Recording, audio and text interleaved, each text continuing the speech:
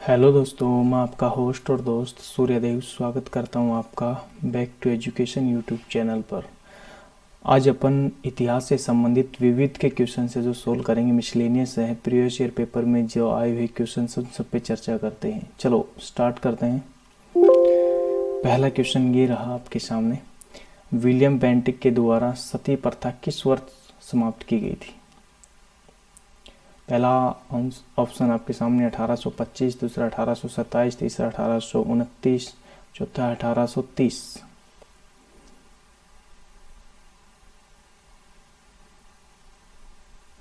Right answer जो होगा वो होगा 1829। 1829 में क्या होता था, लॉर्ड विलियम बेंटिक जो थे उस समय भारत के जो गवर्नर जनरल रहे थे, इन्होंने क्या किया था, जो ब्रह्म समाज की जिन्होंने स्थापना की थी, और ब्रह्म समाज की स्थापना की थी वो की थी राजा राम मोहन राय ने। तो राजा राम मोहन राय की पहल से, राजा राम मोहन राय की पहल से ये सब कुछ किया गया था। इन्होंने पहल की थी सबसे पहले सती प्रथा को ख़त्म करने के लिए। तो कानून जो लेके आया था उसमें जो गवर्नर जनरल था लॉर्ड विलियम बेंटिक, 4 दिसंबर 1829 को। तो बहुत ही बुरी बुराई थी सती प्रथा, मतलब कलंक था समाज के लिए। इसमें क्या, इस प्रथा के आड़ में पता नहीं कितने परिवार खत्म हुए थे और कितने बच्चों से उसकी माँ का आसरा छीन लिया गया था।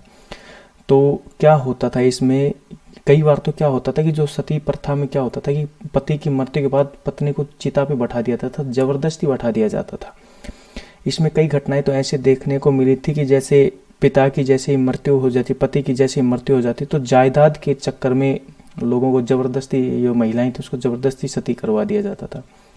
तो राजा राम मोहन राय की पहल से इस बुराई पे या समाज का जो कलंक था उस पर थोड़ा रोक लगाने की कोशिश की गई थी। अधिनियम जो लाया गया था वो 4 दिसंबर 1829 को लॉर्ड विलियम बेंटिक के द्वारा लाया गया था।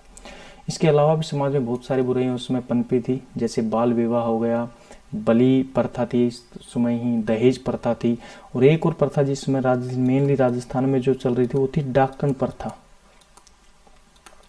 डाकन प्रथा कहें या हम इसको डायन प्रथा भी कह सकते हैं।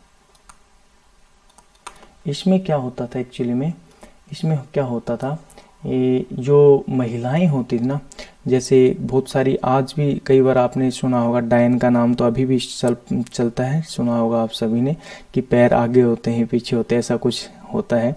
तो कहा जाता था कि पहले के समय में क्या होता था कि ये जो कहा जाता है कि तांत्रिक शक्तियाँ होती थी इन महिलाओं में, और ये छोटे बच्चों को मार, मतलब अंधविश्वास था कि छोटे बच्चों को मार देती है, और इसी वजह से, अंधविश्वास की वजह से बहुत सारी महिलाओं की यहाँ पे हत्या कर दी जाती थी, और यही थी डायन प्रथा। ठीक है, तो इस पे भी रोक लगाई गई थी आगे चल के। चलो नेक्स्ट क्वेश्चन की तरफ चलते हैं। ये रहा अपना नेक्स्ट क्वेश्चन, विधवा पुनर्विवाह अधिनियम किसके शासनकाल में लागू किया गया था? पहला ऑप्शन है लॉर्ड डलहौजी, दूसरा ऑप्शन है लॉर्ड कैनिंग, तीसरा है सर हेनरी हॉर्डिंग, चौथा है लॉर्ड लॉरेंस। तो यहाँ पे विधवा पुनर्विवाह अधिनियम के बारे में बात की जाए तो विधवा पुनर्विवाह जो अधिनियम आया था वो आया था 1856 में। जो अधिनियम लाया गया था 1856 में लाया गया था, और अधिनियम जिस समय लाया गया था, जिसमें पास किया गया था अधिनियम, उस समय भारत के जो गवर्नर जनरल थे वो थे लॉर्ड कैनिंग। लॉर्ड कैनिंग उस समय भारत के गवर्नर जनरल होते थे, क्योंकि लॉर्ड कैनिंग भारत के गवर्नर जनरल जो रहे थे वो रहे थे 1856 से लेके और 1862 तक। 1857 की जो क्रांति हुई थी वो भी लॉर्ड कैनिंग के समय में ही हुई थी। तो यहाँ पे अगर बात की जाए तो विधवा पुनर्विवाह जो अधिनियम वो किसके शासनकाल में लागू किया था? Lord Canning. लेकिन अगर प्रारूप तैयार करने की बात करें कि विधवा पुनर्विवाह अधिनियम का प्रारूप किसने तैयार किया था, तो ड्राफ्ट किसने तैयार किया था, तो वो था लॉर्ड डलहौजी। क्योंकि लॉर्ड डलहौजी का जो कार्यकाल रहा था वो रहा था 1848 से लेकर 1856 तक, 56 में चल दिए थे, है ना।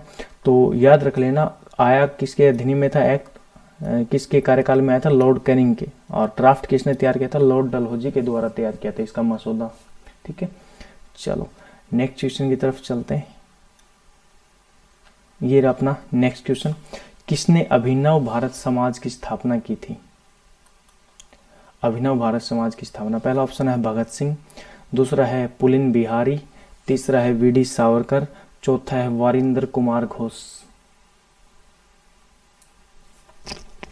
तो यहाँ पे जो अभिनव भारत जो था एक सोसाइटी होती थी, अभिनव भारत, ठीक है, अभिनव भारत समाज जिसको कहा जाता था, यंग इंडिया सोसाइटी भी कहा जाता था, यंग इंडिया सोसाइटी भी इसी को कहा जाता था, यंग इंडिया सोसाइटी भी इसी को कहा जाता था। इसकी जो स्थापना जो की गई थी वो थी वीडी सावरकर के द्वारा की गई थी 1904 में। तो याद रख लेना है, अभिनव भारत की जो स्थापना थी वीडी सावरकर के द्वारा की गई थी। और इसका एक भाई जो था वो गणेश, जिसका नाम था गणेश दामोदर सावरकर, गणेश दामोदर सावरकर और वीडी सावरकर दोनों ने मिलके इसकी स्थापना की थी। किसकी? अभिनव भारत समाज की स्थापना की थी। ये इसको सीक्रेट सोसाइटी भी कहा जाता है, मतलब ये बिल्कुल भूमिगत एक आंदोलन टाइप था ये, है ना। तो सीक्रेट सोसाइटी भी कहा जाता है, भूमिगत सोसाइटी भी इसी को कहा जाता था। अभिनव भारत समाज की स्थापना वीडी सावरकर और इसके भाई गणेश दामोदर सावरकर के द्वारा की गई थी। चलो नेक्स्ट क्वेश्चन की तरफ चलते हैं। ये रहा अपना नेक्स्ट क्वेश्चन, गुलामगिरी का लेखक कौन था? पहला ऑप्शन आपके सामने भीमराव अंबेडकर, दूसरा है पेरियार, तीसरा ऑप्शन है महात्मा गांधी, चौथा है ज्योतिबा फुले। इसका सही आंसर जो आएगा वो आएगा, गुलामगिरी का जो लेखक था वो था ज्योतिबा फुले। और गुलामगिरी जो लिखी थी ज्योतिबा फुले की जो पुस्तक थी वो आई थी 1873 में। और एक चीज और याद रखना ना ज्योतिबा फुले के बारे में, आपसे पूछा जाए कि सत्य शोधक समाज की स्थापना किसके द्वारा की गई थी? तो याद रख लेना सत्य शोधक समाज की स्थापना भी किसके द्वारा की गई थी? ज्योतिबा फुले के द्वारा ही की गई थी। चलो नेक्स्ट क्वेश्चन की तरफ चलते हैं। ये रहा अपना नेक्स्ट क्वेश्चन, निम्नलिखित में से महात्मा गांधी का भारत में पहला सत्याग्रह कौन सा था? आपके सामने आंसर है, पहला है अहमदाबाद, दूसरा जो है बारदोली, तीसरा है चंपारण और चौथा है इनमें से कोई नहीं। तो इसका सही आंसर जो आएगा वो आएगा चंपारण वाला जो सत्याग्रह था, चंपारण में जो सत्याग्रह हुआ था वो महात्मा गांधी का सबसे पहला सत्याग्रह था अफ्रीका से आने के बाद। क्योंकि अफ्रीका से महात्मा गांधी जो आते हैं वो आते हैं 1915 में, और जो चंपारण सत्याग्रह जो होता है वो होता है 1917 में। और महात्मा गांधी और चंपारण जो स्थान है वो कहाँ पड़ता है? बिहार में पड़ता है। और चंपारण सत्याग्रह का संबंध किससे है? नील की खेती करने वाले जो किसान थे ना उस समय, नील की खेती करने वाले जो किसान थे उन्होंने इसका विद्रोह किया था अंग्रेजी सरकार का, क्योंकि उनका दमन, किसानों का क्या होता था, शोषण हो रहा था यहाँ पे। क्यों हो रहा था? क्योंकि नील की खेती करना उनके लिए नेसेसरी हो गया था, कि जबरदस्ती नील की खेती करवाते थे अंग्रेज। एक प्रथा थी उस समय तिनकठिया के नाम से, तिनकठिया प्रथा। मतलब उसके तहत क्या होता था कि कोई भी किसान अगर कुछ भी बोए अपनी फसल पे, लेकिन 3/20 भाग पे या 3/20 हिस्से पे क्या उसको क्या बोना पड़ेगा? नील बोना ही पड़ेगा। इसी वजह से वहां पे एक आंदोलन की शुरुआत हुई जिसका नाम था चंपारण सत्याग्रह। और गांधी जी को इनवाइट किसने वहां पे बुलाया था? तो उस व्यक्ति का नाम याद रख लेना, एक बार बीपीएससी में पूछा गया था यहाँ से, राजकुमार शुक्ला। राजकुमार शुक्ला जो थे उन्होंने गांधी जी को इनवाइट किया था वहां पे आने के लिए। गांधी जी के लिए ऑफर था, गांधी जी जाना भी चाहते थे। गांधी जी क्योंकि आवाज बनना चाहते थे उन लोगों की और पहचान भी बनाना चाहते थे, क्योंकि उसमें अफ्रीका से आए थे, दक्षिण अफ्रीका से महात्मा गांधी।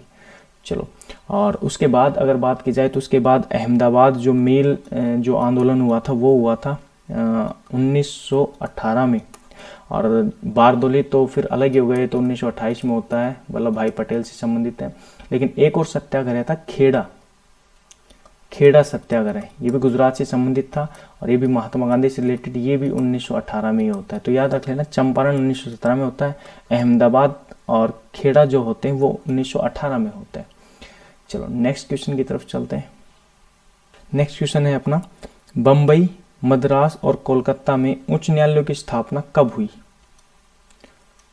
पहला ऑप्शन है 1862, दूसरा है 1851, तीसरा है 1871, चौथा है 1773।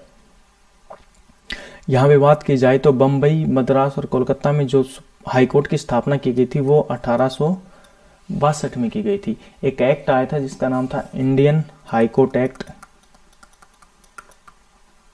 इंडियन हाई कोर्ट जो एक्ट आया था वो 1861 में आया था। और इसी के साथ भारत में 3 हाई कोर्ट की स्थापना की गई थी।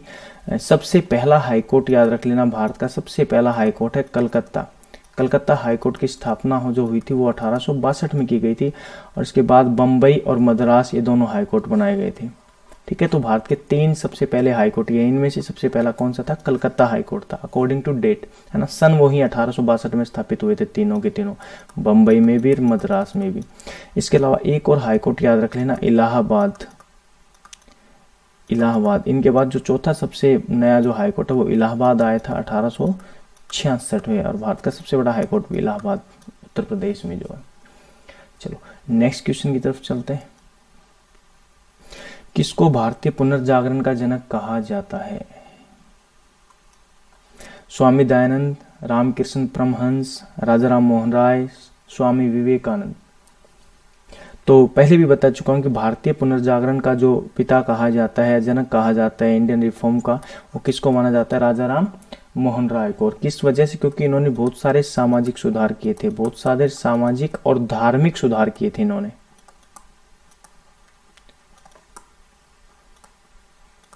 ठीक है, रिफॉर्म किए थे।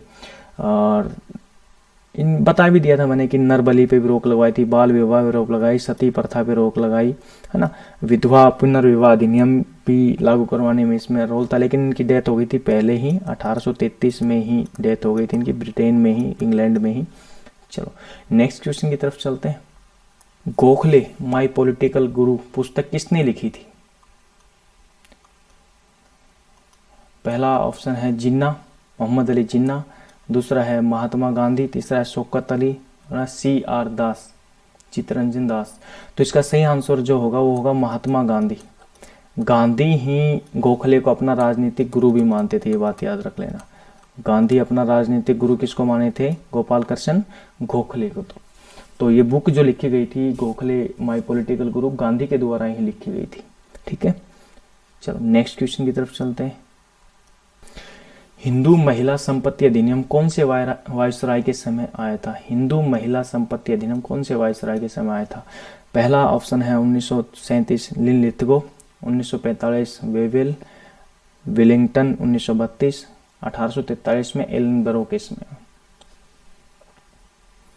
तो हिंदू महिला संपत्ति जो अधिनियम था, जो प्रॉपर्टी में जो होगी, अपने पिता की प्रॉपर्टी में महिलाओं का कितना हिस्सा होगा, ये जो अधिनियम जो आया था भारत में, ये 1937 में आया था लॉर्ड लिनलिथगो के समय में, है ना। एक और अधिनियम है जो भारतीय उत्तराधिकारी जो अधिनियम है वो, ये दोनों ही इंपॉर्टेंट है। अभी करंट में इनमें संशोधन भी किया गया था, तो किसी दिन इन पर क्लास लेते हैं, इनमें संशोधन के तहत क्या हुआ था क्या नहीं हुआ था वो उस पर चर्चा करेंगे। चलो नेक्स्ट क्वेश्चन की तरफ चलते हैं। नेक्स्ट क्वेश्चन अपना, राजा राम मोहन राय को राजा की उपाधि किसने दी थी? राजा राम मोहन राय को राजा की उपाधि किसके द्वारा दी गई थी? पहला ऑप्शन है औरंगजेब, दूसरा है रॉबर्ट क्लाइव, तीसरा महात्मा गांधी, चौथा है अकबर द्वितीय। अकबर शाह द्वितीय वैसे पूरा नाम था यही, अकबर द्वितीय। तो इसका सही आंसर जो होगा वो होगा अकबर द्वितीय। अकबर द्वितीय के द्वारा ही राजा राम मोहन राय इसका नाम होता था, इसको राजा की उपाधि किसके द्वारा दी गई थी? अकबर द्वितीय के द्वारा दी गई थी। अकबर द्वितीय वो ही है जो मुगल वंश में 19वां जो सम्राट होता है ना, और इसका जो टाइम पीरियड होता है वो 1806 से लेकर 1837 के बीच में होता है। 1837 के बाद कौन आ जाएगा? बहादुर शाह जफर द्वितीय। तो कहने का मतलब इन्हीं का जो बेटा होता था वो ही कौन था? बहादुर शाह जफर। बहादुर शाह जो सेकंड था, जिसको 1857 की क्रांति में दिल्ली से नेतृत्व करने को बोला गया था, दिया था नहीं, दिल्ली से नेतृत्व बहादुर शाह जफर द्वितीय ने किया था। और उसके बाद इसको कहाँ भेज दिया गया था? रंगून भेज दिया गया था निष्कासन के रूप में। और अकबर द्वितीय किनके लड़के थे? अकबर द्वितीय के जो पिता थे उनका क्या नाम था? तो शाह आलम द्वितीय। शाह आलम द्वितीय, ये थे शाह आलम द्वितीय के बेटे थे।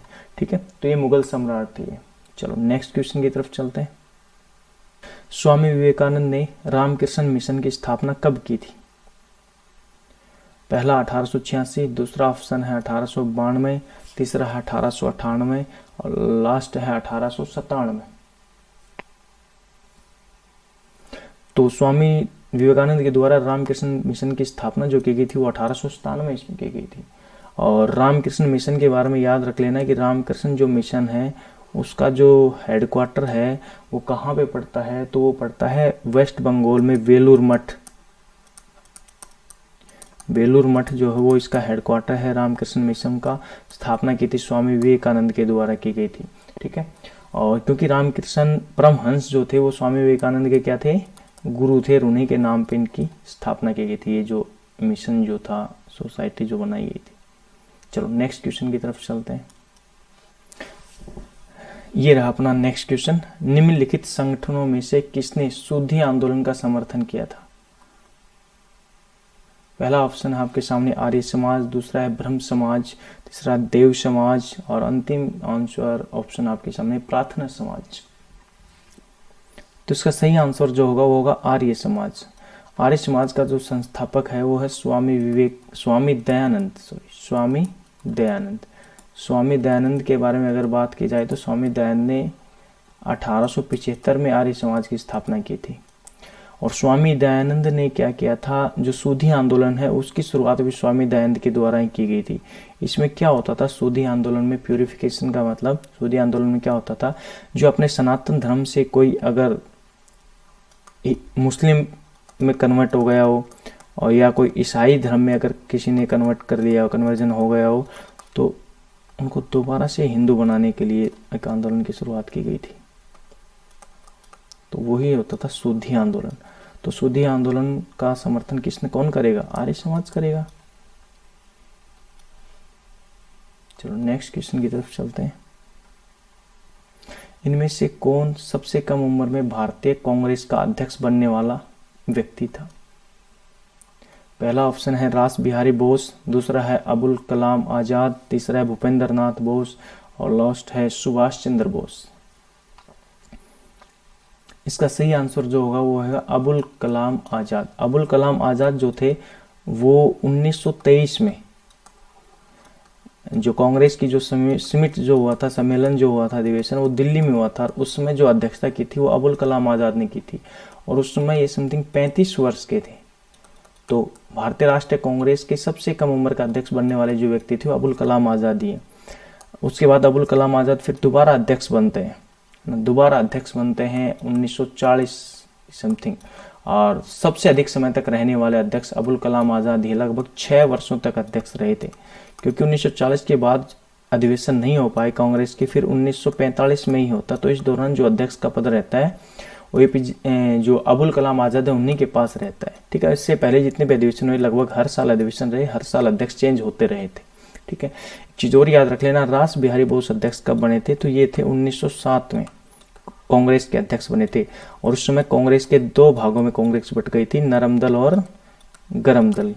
तो और उस समय जो अधिवेशन हुआ था वो कहाँ पे हुआ था, तो वो हुआ था सूरत अधिवेशन में। तो कांग्रेस का विभाजन कौन से अधिवेशन के होता था? सूरत अधिवेशन में। सुभाष चंद्र बोस के बारे में बात करें तो सुभाष चंद्र बोस भी 2 बार कांग्रेस के अध्यक्ष रह चुके हैं। एक 1938 में जिसमें जो अधिवेशन हुआ था वो कहाँ हुआ था? फैजपुर में, और सॉरी फैजपुर में नहीं हुआ था, फैजपुर में जो होगा 1937 में होगा हरिपुरा में होता है। और 1939 में जो होता है वो होता त्रिपुरी में। और दोनों में जो अध्यक्षता की थी वो सुभाष चंद्र बोस के द्वारा की गई थी। लेकिन त्रिपुरी में क्या होता था, इन्होंने बीच में ही त्यागपत्र दे दिया था महात्मा गांधी की वजह से, क्योंकि महात्मा गांधी ने एक अलग कैंडिडेट को खड़ा कर दिए थे जिसका नाम था पट्टाभी सीतारमैया। अध्यक्ष के पद के लिए पहली बार चुनाव हुआ था अध्यक्ष के पद के लिए इस समय। तो सुभाष चंद्र बोस जीत गए थे, लेकिन फिर भी इन्होंने त्यागपत्र दे दिया था 1938 में। और 1938 में त्यागपत्र देने के बाद ही इन्होंने किसकी स्थापना की थी? फिर फॉरवर्ड ब्लॉक की स्थापना की थी। ठीक है, चलो नेक्स्ट क्वेश्चन की तरफ चलते हैं। ये रहा अपना नेक्स्ट क्वेश्चन। मरो नहीं मारो का जो नारा था वो किसके द्वारा दिया गया था? तो यहाँ पे महात्मा गांधी पहला ऑप्शन है, दूसरा है राजेंद्र प्रसाद, तीसरा है लाल बहादुर शास्त्री और है लाला लाजपत राय। अभी बात की जाए मरो नहीं मारो का जो नारा दिया था वो लाल बहादुर शास्त्री के द्वारा दिया गया था, याद रख लेना। लाल बहादुर शास्त्री के द्वारा ही एक और नारा दिया था, जय जवान और जय किसान। जय जवान और जय किसान का नारा जो दिया था वो भी लाल बहादुर शास्त्री के द्वारा ही दिया गया था। यहाँ पे अगर ये पूछ लिया जाए आपसे करो या मरो, करो या मरो का नारा अगर पूछ लिया जाए तो करो या मरो का जो नारा था वो दिया था महात्मा गांधी ने, डू और डाई, है ना, भारत छोड़ आंदोलन के समय। और अगर आपसे पूछ लिया जाए कि आराम हराम है, आराम हराम है, ये नारा किसके द्वारा दिया गया था, तो ये नारा दिया गया था पंडित जवाहरलाल नेहरू के द्वारा, JLN के द्वारा ये नारा दिया गया था। ठीक है, चलो नेक्स्ट क्वेश्चन की तरफ चलते हैं। ये रहा अपना नेक्स्ट क्वेश्चन। 1944 में गांधी और जिन्ना वार्ता के असफल होने का क्या कारण था? तो गांधी और जिन्ना की वार्ता होनी थी, एक टॉक होनी थी, लेकिन वो असफल हो गई थी। किस कारण से? वेवेल योजना, भारत का विभाजन की वजह से, राजगोपालाचारी सूत्र CR फॉर्मूला की वजह से, कैबिनेट मिशन की वजह से? तो इसका सही आंसर जो होगा वो होगा C, राजगोपालाचारी सूत्र की वजह से, फॉर्मूला की वजह से। तो यहाँ पे क्या हुआ, कांग्रेस पहले से ही चिड़ी हुई थी ना, सॉरी मुस्लिम लीग तो कांग्रेस से, क्योंकि कांग्रेस ने क्या किया था 1937 में जो प्रांतीय चुनाव हुए थे ना, उसमें 11 सीटों में से 8 प्रांतीय सीटों पे किसकी सरकार बनी हुई थी? कांग्रेस की सरकार बनी हुई थी। और मुस्लिम जो लीग थी उसको एक भी राज्य में, एक भी प्रांत में सरकार नहीं बना पाई थी। ठीक है, लेकिन यहाँ पे अगर बात की जाए C राजगोपाला CR फॉर्मूलाज में, उसमें क्या लिखा गया था, तो CR फॉर्मूला में क्या होता था, याद रखना, ये कांग्रेस ने पहली बार यहाँ पे विभाजन की बात को स्वीकारा थी, ये बात याद रख लेना। ये फॉर्मूला जो आता है 1944 में ही आता है। इसमें क्या क्या था, मेन जो पॉइंट्स हैं, सबसे पहले बात की जाए तो यहाँ पे ये कहा गया था कि जो मुस्लिम लीग जो होगी ना वो कांग्रेस का समर्थन करेगी। मुस्लिम लीग जो होगी वो कांग्रेस का क्या करेगी, समर्थन करेगी। किसमें समर्थन करेगी? जो भारत की स्वतंत्रता में समर्थन करेगी, कि स्वतंत्रता की जो मांग है कांग्रेस की उसका और पुरजोर समर्थन करेगी मुस्लिम लीग। और उसके अलावा जो कांग्रेस की उत्तरदायी सरकार बनाने की जो रिस्पॉन्सिबिलिटीज है ना, उसमें भी समर्थन या उसमें सहयोग करेगी। ठीक है, मतलब कहने का मतलब यहाँ पे मेन पावर किसको बनाने की कोशिश की जा रही है? कांग्रेस को। मुस्लिम लीग को इग्नोर करने की कोशिश की जा रही है। तो इसको मुस्लिम लीग नहीं मानेगी, मोहम्मद अली जिन्ना इससे सेटिस्फाई नहीं हो पाएंगे। चलो, इसके बाद एक और पॉइंट्स है, वो उसमें क्या है कि युद्ध के बाद क्या किया जाएगा, अगर युद्ध हो जाएगा, जैसे उसमें सेकेंड वर्ल्ड वॉर चल रहा था, तो ये कहा था कि भाई युद्ध के बाद क्या किया जाएगा, या हम अलग होने के बाद जब अंग्रेज अगर डिवाइड कर जाएंगे 2 नेशन थ्योरी, क्योंकि मोहम्मद अली जिन्ना ही लेके आए थे, तो उन्हें कहा कि जब हम अलग हो जाएंगे तो उसके बाद क्या होगा, जो मुस्लिम बाहुल्य क्षेत्र होगा ना, जो मुस्लिम मेजोरिटी वाले जो एरिया है, मुस्लिम बाहुल्य क्षेत्र, उन पे क्या किया जाएगा, उनमें आपका जनमत संग्रह करवाया जाएगा।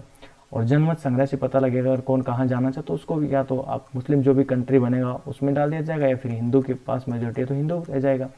लेकिन यहाँ पे मोहम्मद अली जिन्ना इससे भी नाराज थे, इसको भी सेटिस्फाई नहीं थे, क्योंकि वो ये चाहते थे कि केवल मुसलमानों की ही, चाहे कोई क्षेत्र है उसमें इतने एरिया पे हिंदू रहते हैं और इतने एरिया पे मुसलमान रहते हैं, तो उसने कहा कि केवल मुसलमानों का ही जनमत संग्रह होना चाहिए, सभी लोगों का जनमत संग्रह नहीं होगा। सभी का होगा तो कहाँ मेजोरिटी कहाँ चली जाएगी, हिंदुओं की तरफ चली जाएगी। तो इस बात से भी क्या थे, असंतुष्ट थे कौन, मोहम्मद अली जिन्ना। तीसरा जो फैक्ट है वो क्या था यहाँ पे कि ये शर्तें तभी लागू होगी, ये जो शर्तें थी ना, जो पीछे वाली जो शर्तें थी, ये दोनों की दोनों, ये तभी लागू होगी जब ब्रिटिश जो है, ब्रिटिश जो सरकार हो भारतीयों को सरकार सौंप देगी, तभी। उससे पहले चीजें लागू नहीं होगी। तो भारतीयों के हाथों में, मतलब कांग्रेस के हाथों में सरकार आने के बाद ही ये चीजें लागू होगी। तो इससे मोहम्मद अली जिन्ना बिल्कुल अनसेटिस्फाई, बोला कि पीछे पता नहीं तुम क्या करोगे, है ना।